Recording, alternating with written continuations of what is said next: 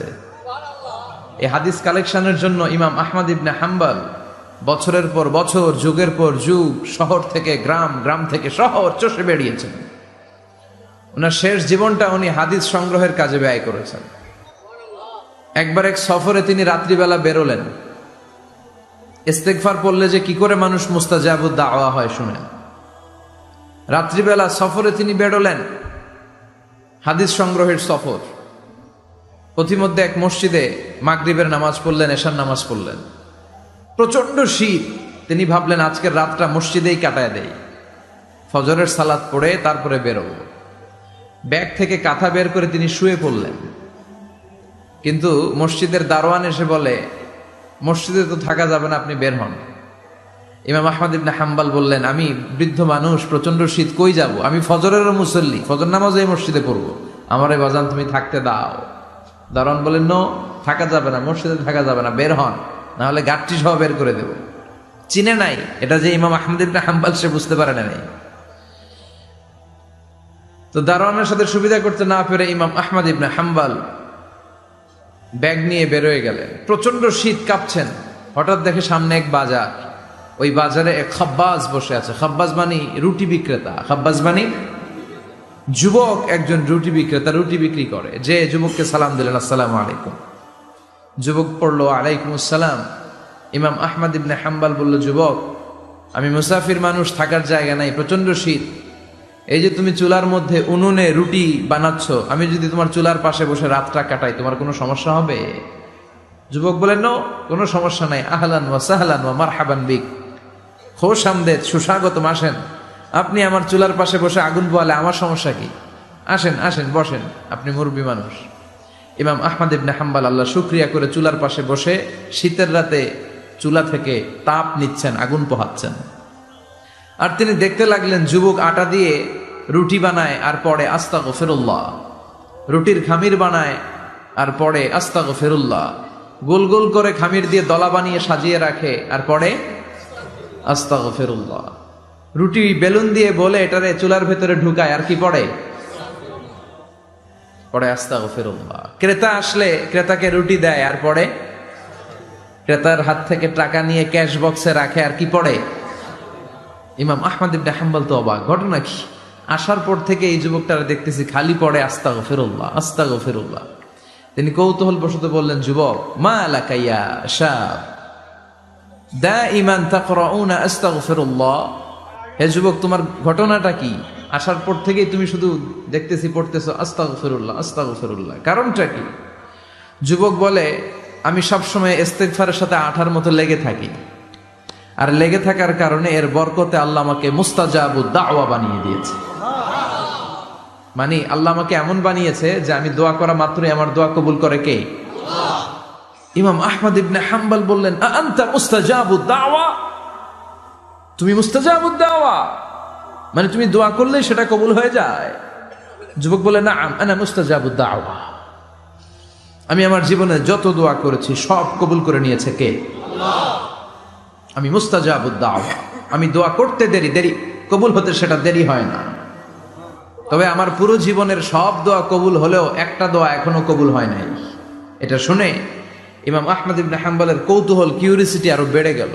তিনি বললেন, তোমার জীবনে সব দোয়া কবুল হয়েছে, একটা দোয়া কবুল হয় নাই, কি সেই দোয়া আমারে বলো? যুবক বলে, আমার জীবনে যে দোয়াটা কবুল হয় নাই সেটা হচ্ছে, আমি আল্লাহর কাছে দোয়া করে বলেছিলাম, আল্লাহ, শুনেছি এই জামানার সবচেয়ে বড় মুহাদ্দিসের নাম হচ্ছে ইমাম আহমদ ইবনে হাম্বল, আমি যেন ওই ইমাম আহমদ ইবনে হাম্বলের কপালে একটা চুমু দিয়ে মরতে পারি, তুমি তৌফিক দিও। ইমাম আহমদ ইবনে হাম্বল নিজেকে আর ধরে রাখতে পারলেন না, চোখের পানি ছেড়ে দিলেন, যুবককে জড়িয়ে ধরলেন আর বললেন, ইয়া শাব, আহমদ ইবনে হাম্বলের কপালে চুমু দেওয়ার জন্য আহমদ ইবনে হাম্বলের দরবারে তোমার যাওয়ার দরকার নাই, আহমদ ইবনে হাম্বল নিজেই তোমার দরবারে ছুটে এসেছে। আনাল আহমদ ইবনে হাম্বল, আমি নিজেই আহমদ ইবনে হাম্বল। চিল্লায় পড়েন আল্লাহু আকবার। যুবকটি চিৎকার মেরে সাইয়েদনা আহমদ ইবনে হাম্বলকে জড়িয়ে ধরল। আহমদ ইবনে হাম্বলের হাতে হাত রেখে মুসাফা করলো। আহমদ ইবনে হাম্বলের কপালে একটা চুমু এঁকে দিল আর বলল, ইয়া আহমদ ইবনে হাম্বল, এই ইস্তেগফারের কারণে আমার জীবনের সব দোয়াই কবুল হয়ে গিয়েছে। আপনি সব সময় যদি ইস্তিগফারের সাথে লেগে থাকেন, আপনারে মুস্তাজাবুদ দাওয়া বানাবে কে? এজন্য অবসরে যখন কোনো কাজ থাকে না, বেশি বেশি ইস্তিগফার পড়া যাবে না? ইস্তিগফারের সাথে আঠার মতো লেগে থাকা যাবে না? আওয়াজ করে পড়েন আস্তাগফিরুল্লাহ, আরো জোরে পড়েন আস্তাগফিরুল্লাহ, আরো জোরে পড়েন আস্তাগফিরুল্লাহ। আল্লাহ আমাদের ইস্তিগফার তুমি কবুল করো, আরো জোরে পড়ি আমিন। আল্লাহ বলেছেন ওয়ারাব্বাকা ফাকাব্বির, তোমার রবের নামের বড়ত্বের ঘোষণা দাও। আমার সাথে সাথে পড়েন আল্লাহু আকবার, আল্লাহু আকবার, আল্লাহু আকবার। দাম্পত্য জীবনে অর্থনৈতিক যত দায় দায়িত্ব আছে সব আল্লাহ তাআলা পুরুষের কাঁধে দিয়েছে। কার কাঁধে? এই দাম্পত্য লাইফে নারীর কোনো অর্থনৈতিক দায় দায়িত্ব নারীর কাঁধে আল্লাহ দেয় নাই। এজন্য সব অর্থনৈতিক দায়িত্ব পুরুষের ঘাড়ে। 4টা অর্থনৈতিক দায়িত্ব আছে। পুরুষ নারীকে মহারণা দিবে, পুরুষ নারীকে খাবারের ব্যবস্থা করবে, পুরুষ নারীকে পোশাকের ব্যবস্থা করবে, পুরুষ নারীর জন্য রেসিডেন্সিয়াল ব্যবস্থা করবে। ঠিক কিনা? وآتوا النساء صدقاتهن نحلا فإن طبن لكم عن شيء منه نفسا فكلوه هنيئا مريئا। সুবহানাল্লাহ পড়ে। সব স্বামীদেরকে আল্লাহ ডেকে বললেন, ও স্বামীরা শোনো শোনো, বিয়ের পর সাথে সাথে স্ত্রীর কাছে তুমি মোহরানা আদায় করে দাও। মোহর দেয়া নফল নাকি ফরজ? জোরে বলেন। কি দিব? মোহরানা দিব। মোহরানা দেয়াকে ফরজ করেছে কে? আল্লাহ। তো মোহর দিতে টাকা লাগে না? এই টাকার দায়িত্ব পুরুষের ঘাড়ে দিছে কে?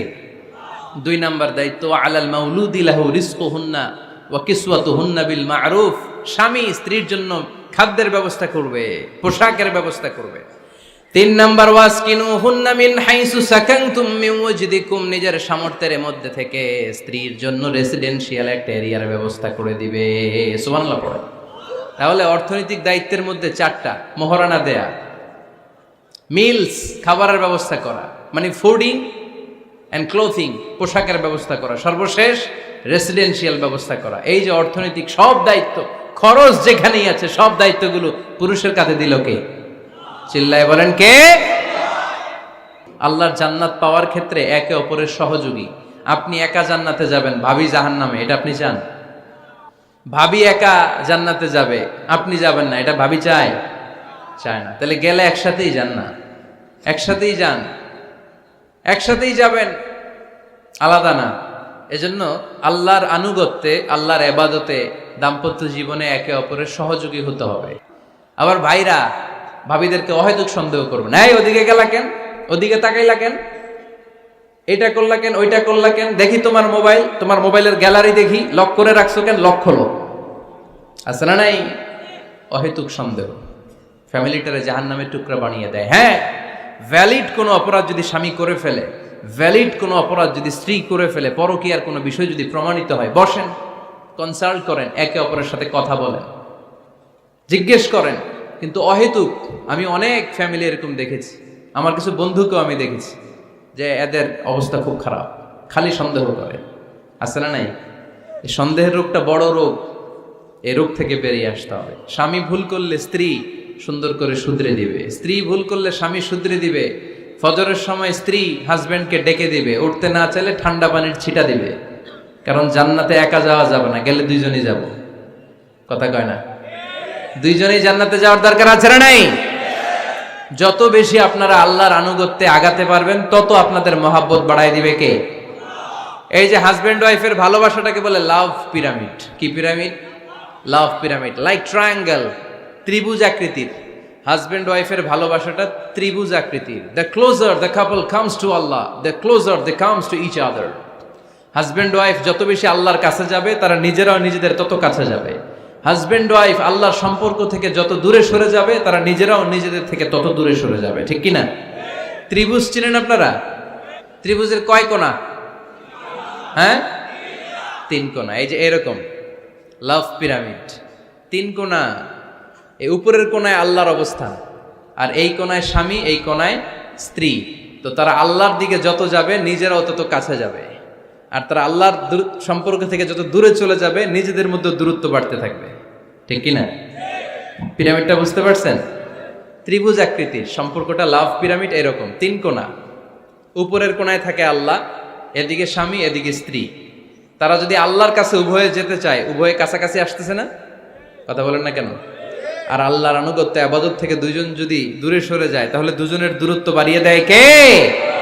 এজন্য স্বামী হবে স্ত্রীর সহযোগী, সহকর্মী। নামাজের সময় একে অপরকে ডেকে দিবেন, মোবাইলে অ্যালার্ম দিয়ে রাখবেন। স্বামী স্ত্রীরে ডাকেন, স্ত্রী স্বামীরে ডাকেন। স্বামী স্ত্রীকে কোরআন তেলাওয়াত শোনাবেন, স্ত্রী স্বামীরে কোরআন তেলাওয়াত শোনাবেন। ফ্যামিলিটারে জান্নাতি ফ্যামিলি বানায় দিবে কে? আল্লাহ বললেন স্বামী হলো তার স্ত্রীর ইনচার্জ, প্রোটেক্টর। স্ত্রীকে সুরক্ষা দিবে, স্ত্রীকে টেক কেয়ার করবে, স্ত্রীর দায়িত্বে থাকবে। এই দাম্পত্য জীবনের দুইজনের সংসারকে, সংসারের মধ্যে স্বামীকে দায়িত্বশীল বানিয়েছে কে? পুরুষ দায়িত্বশীল। পুরুষ কখনো নারীর ক্ষতি করে না, সুপুরুষ নারীর ক্ষতি করে না, ঠিক কিনা? গোটা পুরুষ সমাজ নারী সমাজের সুরক্ষা দিবে। যেগুলো নারীকে একান্তে পেলে রেপ করে, যে ঢাকা বিশ্ববিদ্যালয়ে একটা রেপের ঘটনা ঘটছে না, যে এই বেয়াদবটা এই কাজ করেছে, এটা কি পুরুষ না কুপুরুষ? এটা কি সুপুরুষ না কুপুরুষ? সুপুরুষ নারীর প্রোটেকশন দেয়, নারীর টেক কেয়ার করে, তার ইনচার্জ, তার দায়িত্বশীল। একজন ঝগড়া শুরু করলে আরেকজন চুপ থাকতে হবে। দুইজনই ঝগড়া করলে, দুইজন রেগে গেলে ঝামেলা আসরা নাই। স্বামী রেগে গেলে স্ত্রী চুপ। এজন্য ঝগড়া করতে দেয়া যাবে না, কারণ এই ঝগড়া, সামান্য ঝগড়া থেকে এই ঝগড়া বাড়তে বাড়তে এটা বিচ্ছেদের দিকে গড়ায়। সহিহ মুসলিমে এসেছে, ইন্না ইবলিসা ইয়াদাউ আরশাহু আলাল মা। ইবলিস শয়তান তার সিংহাসন গেড়েছে সাগরের উপর। কোথায়? ইবলিসের সিংহাসন কোথায়? সাগরের উপর। সুম্মা ইয়াবআসু সারায়াহু, সে প্রতিদিন সকালবেলা তার সাঙ্গপাঙ্গরে গোটা পৃথিবীতে পাঠায়, যা পৃথিবীতে ফাসাদ সৃষ্টি কর, ফাসাদ সৃষ্টি কর। ইবলিস যখন সাঙ্গপাঙ্গদেরকে গোটা পৃথিবীতে ছড়িয়ে দেয়, সারাদিন ধোকা দেওয়ার পরে, ওয়াসওয়াসা দেওয়ার পরে, রাত্রিবেলা ইবলিসের কাছে ফিরে আসে, এসে বলে, ও ইবলিস, আমি আজকে আল্লাহর বান্দাদেরকে দিয়ে মিথ্যা কথা বলিয়েছি। ইবলিস বলে, এটা তো কোনো ব্যাপারই না, এগুলাই তো তোদের কাজ। আরেক শয়তান বলে, আমি ওজনে কম দিয়েছি একজনের মাধ্যমে বাজারে। ইবলিস বলে, এটাও তেমন বড় কোনো কাজ নয়। আরেকজন বলে, আমি সুদের ডিলিংস করিয়েছি। ইবলিস বলে, এটাও কোনো কাজ নয়। আরেক শয়তান বলে, আমি মদের আড্ডাখানায় নিয়ে, মসজিদে যেতে নিয়েছিল সেখান থেকে সরিয়ে মদের আড্ডাখানায় আল্লাহর বান্দাদেরকে নিয়েছি। ইবলিস বলে, এইটাও তেমন বড় কোনো কাজ নয়। আরেক শয়তান এসে বলে, মা তারাকতুহু হাত্তা ফাররাকতু বাইনাহু ওয়া বাইনা ইমরাআতিহি, আমি এক আল্লাহর বান্দার সাথে বান্দির ঝগড়া লাগিয়ে, ঝগড়া করাতে করাতে তালাক পর্যন্ত নিয়ে গিয়েছি। মা তারাকতুহু হাত্তা ফাররাকতু বাইনাহু ওয়া বাইনা ইমরাআতিহি, আমি এক ইমানদার পরিবারকে ধ্বংসের শেষ প্রান্তে নিয়ে গিয়েছি। সামান্য ঝগড়ার পরে আমি ওয়াসওয়াসা দিতে দিতে ঝগড়া বাড়াতে বাড়াতে তালাক পর্যন্ত নিয়েছি। ইবলিস বলে, শাবাশ, তুই তো কাজের মতো কাজ করেছিস, আমার কাছে আয়, আমার কাঁধে ওঠ। ইবলিস তখন ওই শয়তানকে কাঁধে নিয়ে নাচতে শুরু করে। নাউজুবিল্লাহ পড়বেন না? এজন্য ইমানদারদের সংসার ভেঙে খান খান হোক, এটা হলে ইবলিস খুশি, আর ইমানদারের পরিবার টিকে থাকলে আমার আল্লাহ খুশি। আমরা কার খুশি চাই? এজন্য শয়তানরে খুশি হতে দেয়া যাবে না। ইমানদারদের পরিবারগুলো ঝগড়ার মাধ্যমে ভেঙে যাক, সব সময় শয়তানের মিশন এটা। আর ইমানদারদের পরিবারগুলো টিকে থাক, এটা আমার আল্লাহ সব সময় চায়। সুবহানাল্লাহ পড়েন। ঝগড়া কিন্তু নবী রাসূলদের পরিবারেও ছিল, আল্লাহ রাসূল সাল্লাল্লাহু আলাইহি ওয়াসাল্লামের পরিবারেও ঝগড়া ছিল। এটা স্বাভাবিক, দাম্পত্য জীবনের খুব সিম্পল ইস্যু। একজন রাগ করলে আরেকজন থেমে যাবে। পারবেন? কি হলো, পারবেন না? আল্লাহর হাবিব সাল্লাল্লাহু আলাইহি ওয়াসাল্লামের সাথে আম্মা জান আয়েশার ঝগড়া হতো। মজার একটা হাদিস শুনেন, সহিহ বুখারীর হাদিস, মুসনাদে আহমদ ইবনে হাম্বলও এসেছে এই হাদিসটা। আম্মা জান আয়েশার সাথে ঝগড়ার পর আম্মা জান আয়েশাও রাগ, আল্লাহ রাসূল সাল্লাল্লাহু আলাইহি ওয়াসাল্লামও রাগ। এখন রাগ মিটানোর দরকার আছে না নাই? আল্লাহ রাসূল সাল্লাল্লাহু আলাইহি ওয়াসাল্লাম বললেন, আয়েশা চলো মিটমাট করে ফেলি। সুবহানাল্লাহ কইবেন না? চলো মিটমাট করি। তো কারে ডাকবো মিটমাটার জন্য? ওমর রে ডাকি। আম্মা জান আয়েশা বলে, না, ওমর গলিফ, ওমর খুব মেজাজওয়ালা, আমার ডর লাগে। তোমার আব্বারে ডাকি। আব্বারে ডাকেন। আব্বারে ডাকেন। খুশি হয়ে গেছেন আম্মা জান আয়েশা রাদিয়াল্লাহু। আবু বকর রাদিয়াল্লাহু চলে আসলেন, দাঁড়ালেন। এবার বিষ্ণু ইসলাম বললেন তাচাকাল্লিমিন আও আচাকাল্লাম, কি ঘটছে আমাদের মাঝে, তুমি বলবা না আমি বলবো? আম্মা জান আয়েশা বললেন তাচাকাল্লামু আনতা ওয়ালা তাকুল ইল্লা হাক্কান, আপনিই বলেন তবে সত্য ছাড়া মিথ্যা বললেন না। আবু বকর রাদিয়াল্লাহু তাআলা আনহু শুনে রেগে গেলেন, কি এ কেমন কথা তোমার, নবীকে উদ্দেশ্য করে তুমি বলছো সত্য ছাড়া মিথ্যা বলবেন না, নবী কখনো মিথ্যা বলবে নাকি? রেগে মেয়ের গায়ে মেরেছে এক চোর খেয়ে আম্মা জান আয়েশা উল্টে পড়ে গেলেন। সাইয়েদানা আবু বকর রাদিয়াল্লাহু তাআলা আনহু রেগে গড়গড় করতে লাগলেন, আবার মারার জন্য উদ্যত হলেন। আম্মা জান আয়েশা রাদিয়াল্লাহু তাআলা আনহু বাঁচার জন্য এবার বিশ্বনবীর পিছনে যে আশ্রয় নিলেন। সুবহানাল্লাহ পড়বেন না? বিশ্বনবী সাইয়েদানা আবু বকরের সামনে দুই হাত মেলে ভেবে দাঁড়িয়ে গেলেন। আল্লাহর হাবিব যখন আম্মা জান আয়েশাকে বাঁচানোর জন্য দুই হাত উঁচু করে দাঁড়িয়ে গেলেন, সাইয়েদানা আবু বকর থেমে গেলেন। সাইয়েদানা আবু বকর এই পরিস্থিতি দেখে ঘর থেকে বের হয়ে ঘরের বাইরে দাঁড়ালেন। এবার আল্লাহর রাসূল সাল্লাল্লাহু আলাইহি ওয়াসাল্লাম আম্মা জান আয়েশাকে তুললেন, বললেন ইয়া আয়েশা কাইফা রাআইতিনি আনকাসতুকি মিনার রাজুল, দেখলা নাকি কেমন করে আমি তোমার বাবার হাত থেকে তোমারে বাঁচালাম? আজকে আমি যদি সামনে দাঁড়িয়ে না বাঁচাতাম তোমার বাবা তোমারে একেবারে মেরেই ফেলতো। সুবহানাল্লাহ পড়ে। দেখছো আয়েশা, আমি বাঁচাইলাম তোমারে, আমার সাথে ঝগড়া করো আমি বাঁচাইলাম। এই কথা শুনে আম্মা জান আয়েশা রাদিয়াল্লাহু তাআলা আনহা লজ্জায় পড়ে হেসে দিলেন। সুবহানাল্লাহ পড়বেন না? লজ্জায় হেসে দিলেন। বিশ্বনবী সাল্লাল্লাহু আলাইহি ওয়াসাল্লাম এবার হেসে দিলেন। দুইজনের হাসাহাসি শুনে বাইরে থেকে আবু বকর রাদিয়াল্লাহু তাআলা আনহু হাসির আওয়াজ শুনে অবাক, কি রে এতক্ষণ যুদ্ধ এখন আবার হাসি? কেন হাসে দেখার জন্য সাইয়েদানা আবু বকর রাদিয়াল্লাহু তাআলা আনহু ঘরের ভেতরে ঢুকলেন। ঢুকে দেখেন আম্মা জান আয়েশাও হাসে, বিশ্বনবীও হাসে, সাইয়েদানা আবু বকর হেসে দিলেন। আরশের উপর থেকে খুশি হয়ে গেলেন কে?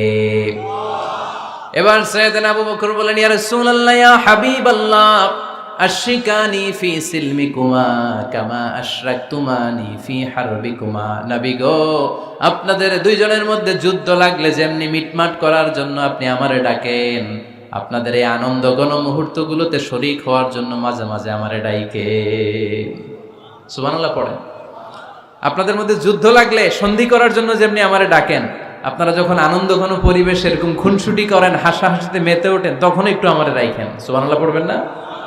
দেখেন আল্লাহ রাসূল সাল্লাল্লাহু আলাইহি ওয়াসাল্লাম পৃথিবীর সবচেয়ে শ্রেষ্ঠতম মানুষ, ওনাদের পরিবারেও ঝগড়া হতো, কিন্তু এই ঝগড়া কোনোদিন তালাক পর্যন্ত গিয়েছে?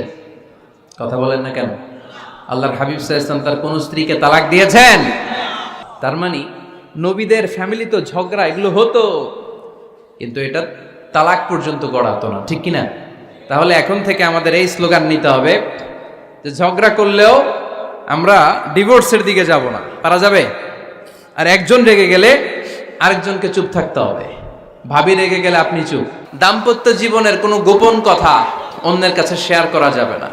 হাদিসে এসেছে, এটাকে বলা হয়েছে আযমুল আমানা, এটা সবচেয়ে বড় আমানত। যারা দাম্পত্য জীবনের একান্ত বিষয় কারোর সাথে শেয়ার করে তারা সবচেয়ে বড় কবিরা গুনাহ করে। আশারুন নাস বলেছেন বিশ্বনবী এদেরকে, সবচেয়ে নিকৃষ্ট মানুষ।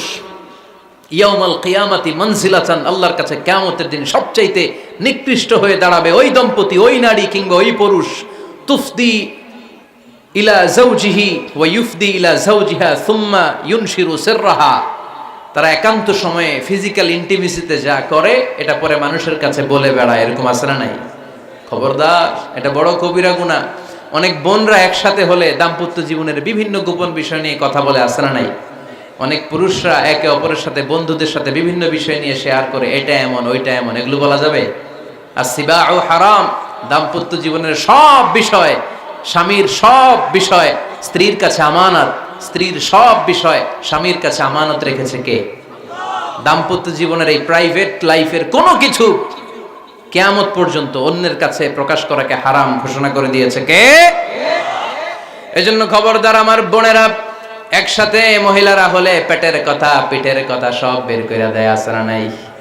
কিছু থাকে না, সব বের হয়ে যায়। খবরদার, সব বললেও দাম্পত্য জীবনের কোনো কথা শেয়ার করা যাবে?